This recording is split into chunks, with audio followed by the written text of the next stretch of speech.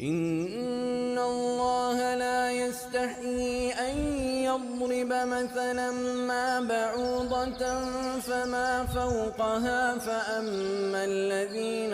آمنوا فيعلمون أنه الحق من ربهم وأما الذين كفروا فيقولون ماذا أراد الله بهذا مثلا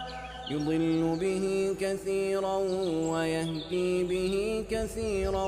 وما يضل به إلا الفاسقين.